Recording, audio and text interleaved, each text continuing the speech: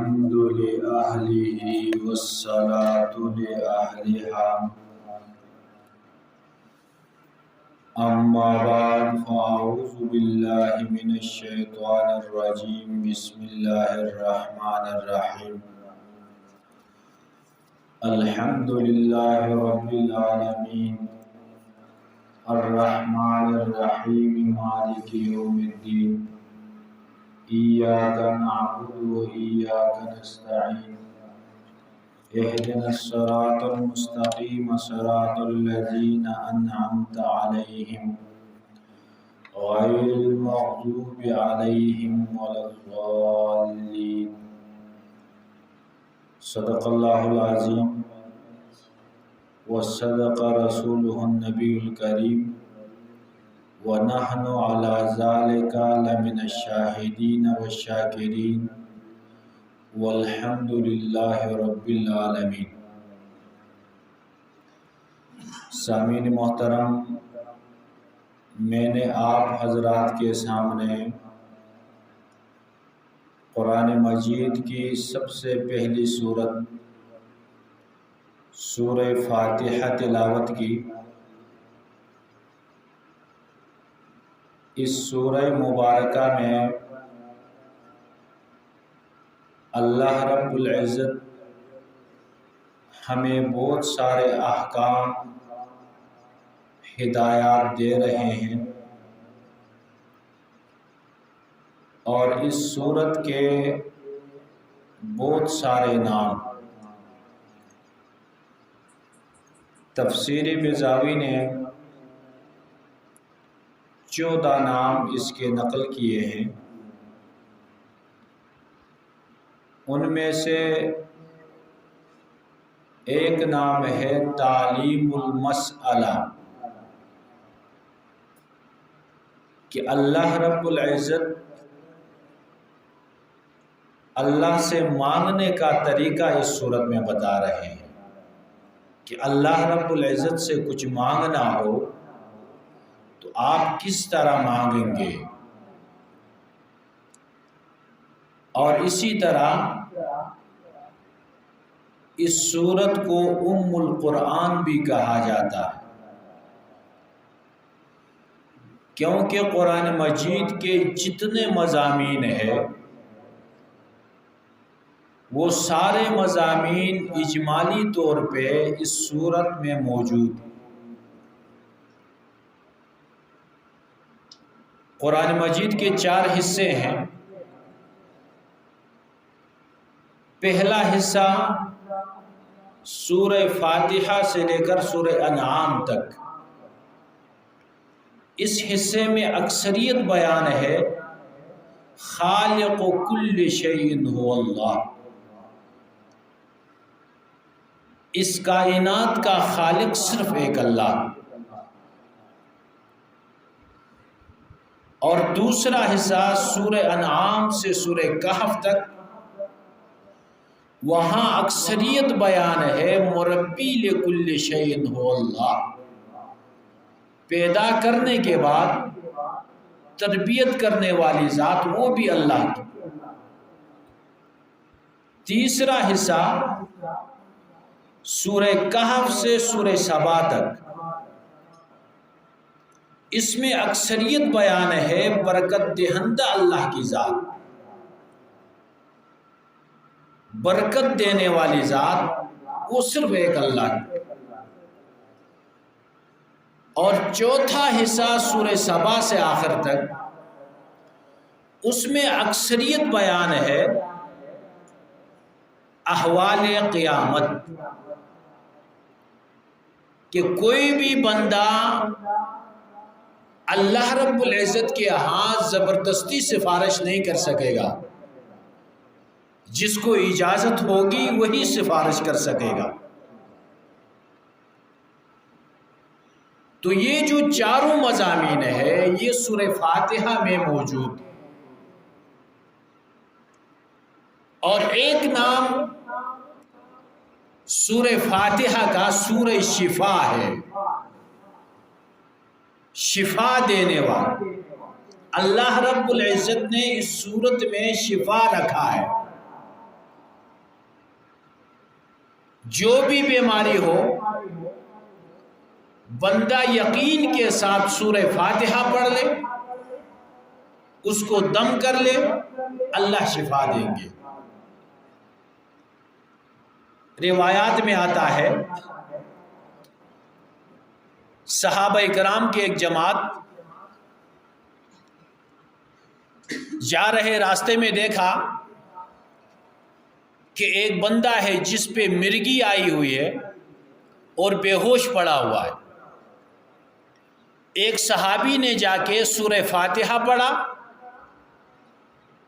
اور اس کے کان میں پھونکا، اللہ رب العزت نے اسے شفا دی، وہ اٹھ کے کھڑا ہو گیا۔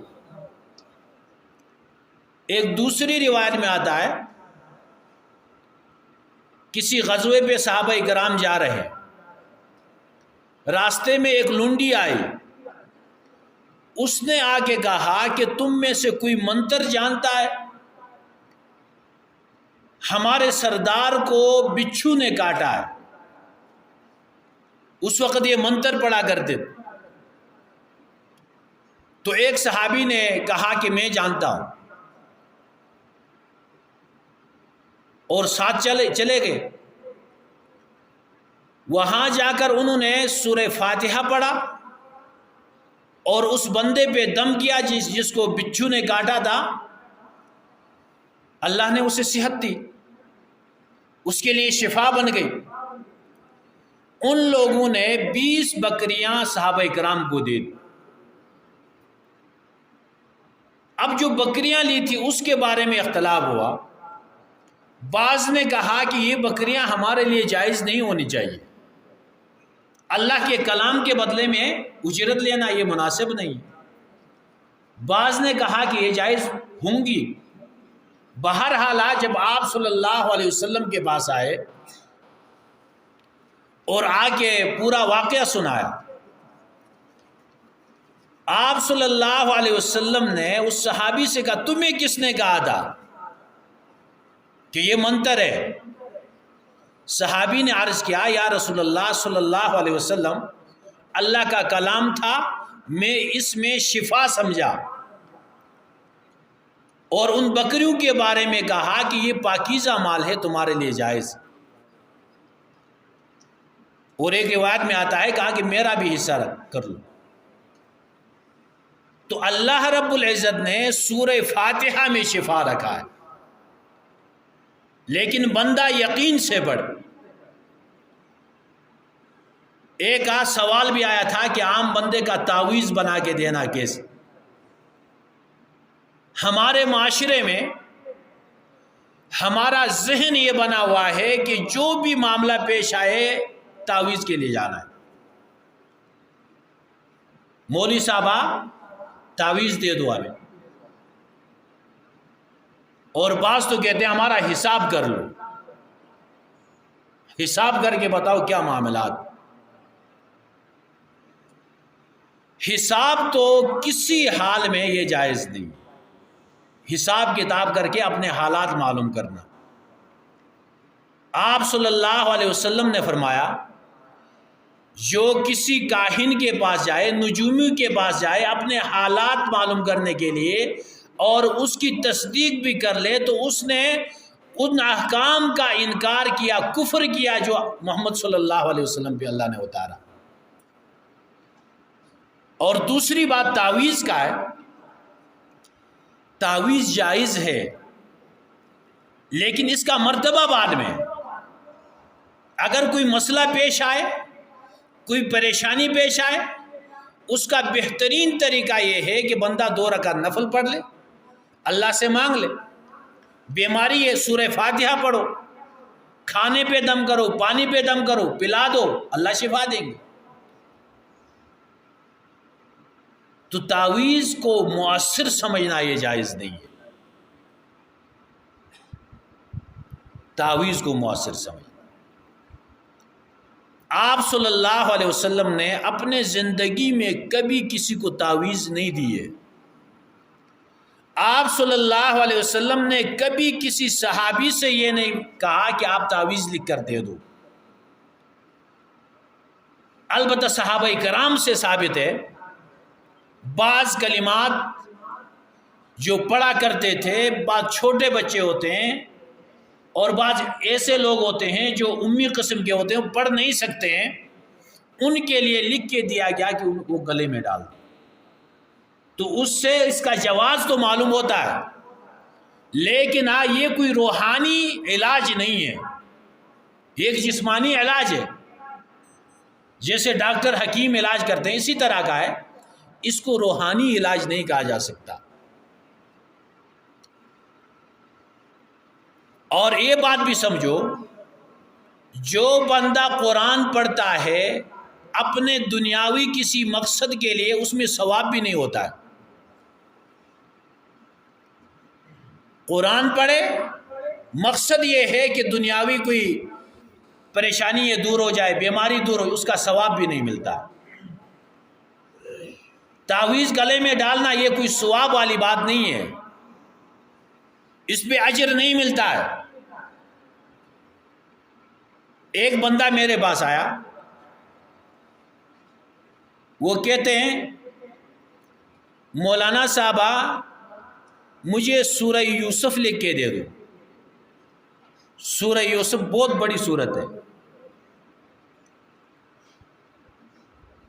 تو میں نے اسے کہا کہ سورہ یوسف کیوں لکھوا رہے ہیں؟ کہا کسی نے مجھے کہا ہے کہ اس کی بہت بڑی فضیلت ہے اور یہ گلے میں ڈالنے سے اللہ یہ بیماری دور کرتے ہیں۔ میں نے کہا کہ بھائی سورہ یوسف تو میں نہیں لکھ سکتا ہوں، یہ بہت لمبی سورت، میں آپ کو ایک مشورہ دے رہا ہوں، آپ ایسا کریں چھوٹے ڈبے والا قرآن لے لیں، اس کو غلاب میں بند کر دو، گلے میں لٹکا دو، اس میں سورہ یوسف بھی آئے گی، سورہ مریم بھی، ساری صورتیں اسی کے اندر ہے۔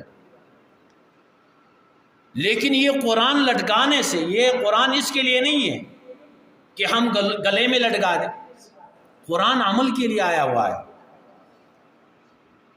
تو جس بندے کا جو مسئلہ ہو، بیماری ہو، اس کے لیے سورہ فاتحہ اللہ رب العزت نے فرمایا، اللہ کے رسول نے فرمایا کہ اس میں شفا ہے، اور سورہ فاتحہ پڑھنے کے لیے کسی ڈگری کی ضرورت نہیں ہے،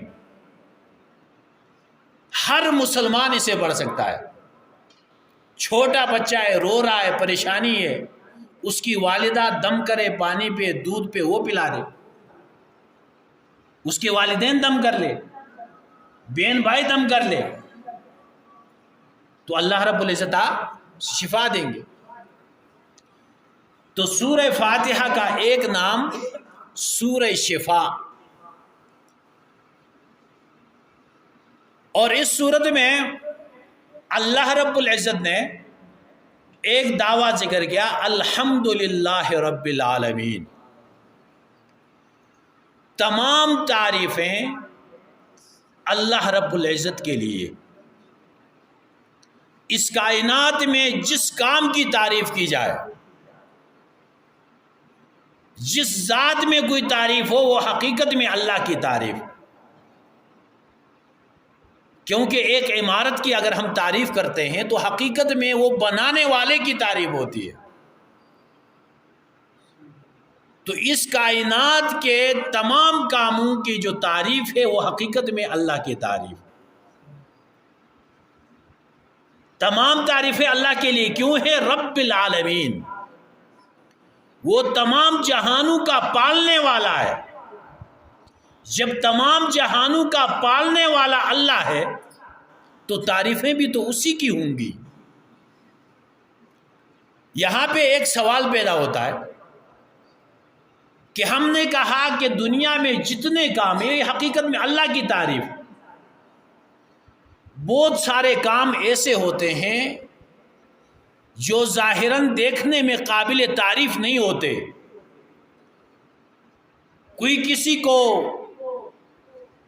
قتل کر دیتا ہے ناحق، کوئی کسی پہ ڈاکہ ڈالتا ہے، کوئی کسی پہ ظلم کر رہا ہے، اگر دیکھا جائے تو یہ قابل تعریف کام نہیں ہے۔ تو پھر آپ کیسے کہہ سکتے ہیں الحمدللہ؟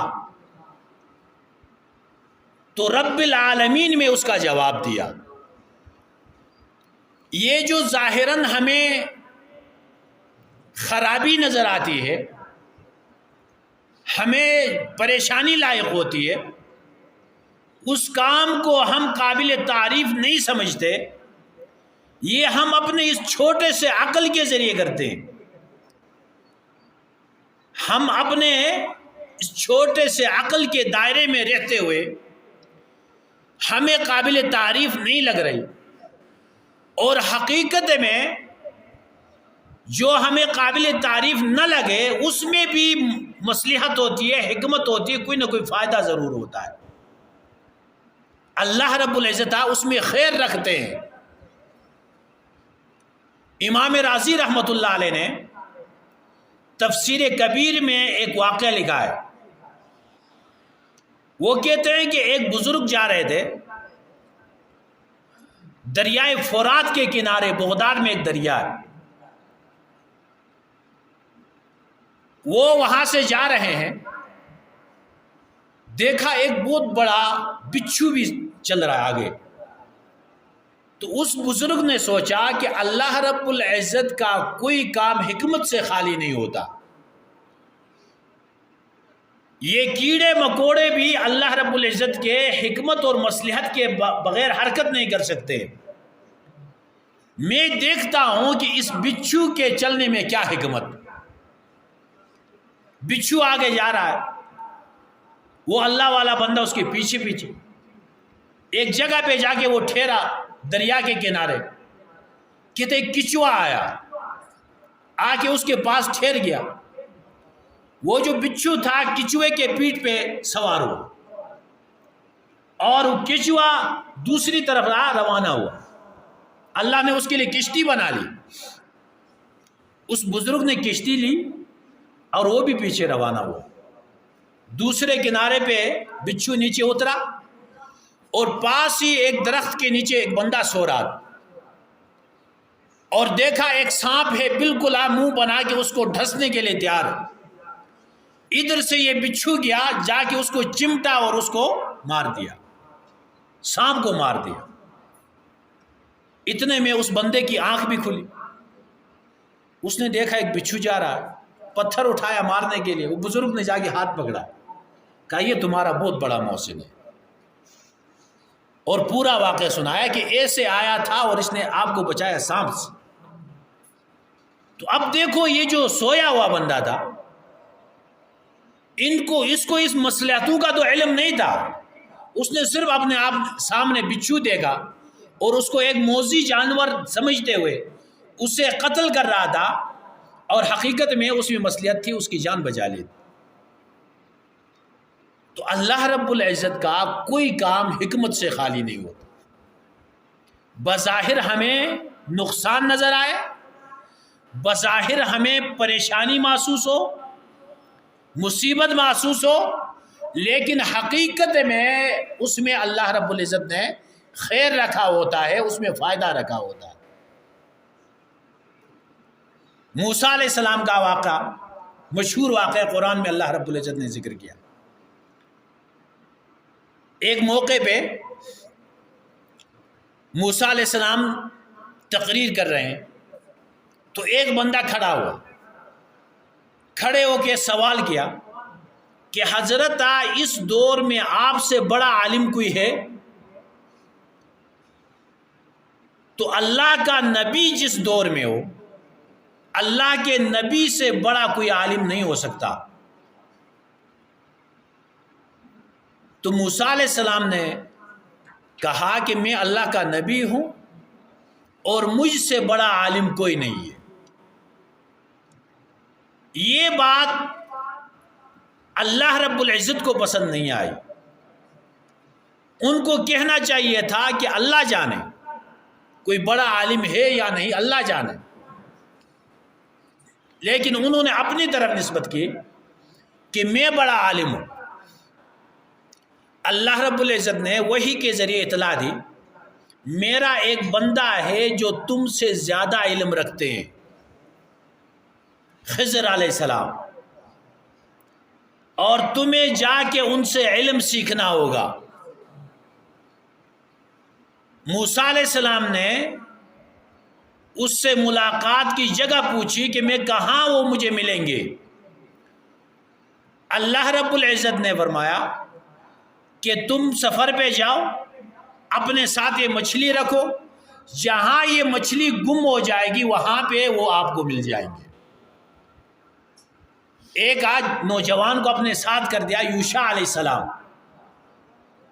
موسیٰ علیہ السلام روانہ ہو گئے، ایک مقام پہ پہنچے، تھوڑا آرام کیا، پھر آگے چل دی.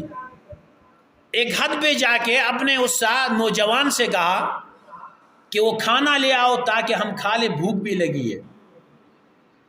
اس نے کہا کہ حضرت جہاں ہم نے آرام کیا تھا وہ مچھلی تو وہاں پانی کے اندر چلی گئی، میں بتانا بھول گیا ہوں.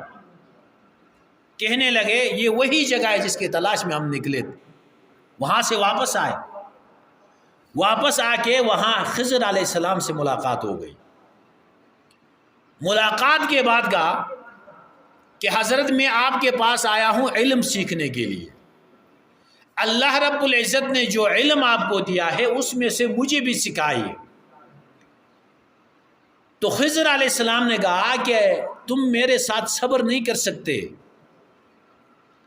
آپ میرے ساتھ نہیں چل سکتے، کیونکہ اللہ نے مجھے جو علم دیا ہے وہ آپ کے پاس نہیں. ان کو یہ تکوینی امور کا علم دیا تھا. ایک شرعی امور ہوتے ہیں، شریعت کے احکام ہوتے ہیں، ایک تکوینی امور کہتے ہیں، بارشیں ہونا اور بارشیں نہ ہونا، سورج کا گرم ہونا، گرمی آنا، سردی آنا، اس کو تکوینی امور کہتے ہیں. تو موسیٰ علیہ السلام نے کہا کہ میں صبر کروں گا، آپ مجھے ساتھ لے جائیں. اب وہاں سے آگے ان کا سفر شروع ہوا. راستے میں دریا کا سفر شروع ہوا، کشتی میں سوار ہوئے تو کشتی والوں کے ساتھ بات چیت بھی ہوئی. انہوں نے دیکھا کہ دو نورانی مخلوق ہے، اللہ والے لوگ ہیں. ان کشتی والوں نے کرایہ بھی نہیں لیا، ان سے کرایہ نہیں لیا. کچھ سفر کے بعد خضر علیہ السلام نے ایک کدال لیا، کلہاڑا لیا اور اس کشتی کے پٹے کو توڑ دیا. اب ظاہر دیکھنے میں بہت بڑا نقصان ہے، کسی کی کشتی توڑنا. موسیٰ علیہ السلام نے کہا کہ آپ نے اچھا کام نہیں کیا، ان لوگوں نے ہمارے ساتھ کتنا احسان کیا تھا، کرایہ بھی نہیں لیا تھا اور آپ نے ان کی کشتی توڑ دی. تو خضر علیہ السلام نے کہا میں نے آپ کو کہا تھا نا کہ صبر نہیں کر سکتے ہو. کہا غلطی ہو گئی، مجھے معاف کر دو، آئندہ ایسا نہیں ہو. آگے چل دی. آگے چھوٹے بچے کھیل رہے ہیں، ان میں سے ایک نابالغ چھوٹا بچہ تھا. خضر علیہ السلام نے اس کی گردن توڑ دی. اب ظاہر دیکھنے میں بہت بڑا نقصان ہو، ایک ناحق قتل ہے. موسیٰ علیہ السلام نے کیا کر رہے ہو، یہ تو بہت بڑی زیادتی کر رہے ہیں آپ، ایک چھوٹے بچے کو قتل کیا آپ نے. تو خضر علیہ السلام بولے میں بولا تھا نا صبر نہیں کر سکتے.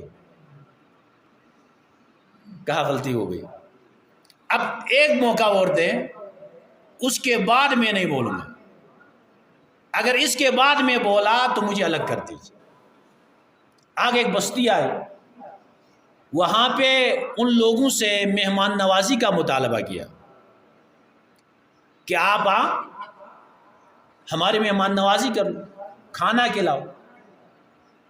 اور وہ لوگ ایسے کنجوس قسم کے تھے، انہوں نے کھانا بھی نہیں دیا. وہاں ایک دیوار ہے، گرنے کے قریب ہی ٹیڑھی ہو چکی. خضر علیہ السلام وہاں وہ دیوار گرائی اور دوبارہ دیوار بنانا شروع کیا. وہ دیوار برابر کر دی. موسیٰ علیہ السلام نے کہا کہ یہ آپ نے اچھا نہیں کیا ہے، ان لوگوں نے ہمارے ساتھ کیا سلوک کیا تھا، آپ یہ کیا کر رہے ہیں، آپ نے ان کی دیوار بنا دی.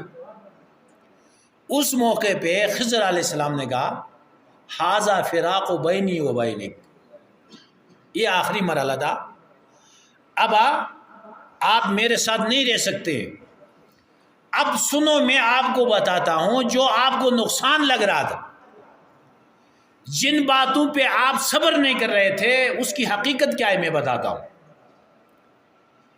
یہ جو کشتی میں نے توڑ دی، اس کی وجہ یہ تھی کہ آگے ایک بادشاہ تھا ظالم قسم کا، وہ صحیح سالم کشتی جو ہوتی اسے غصب کرتا تھا۔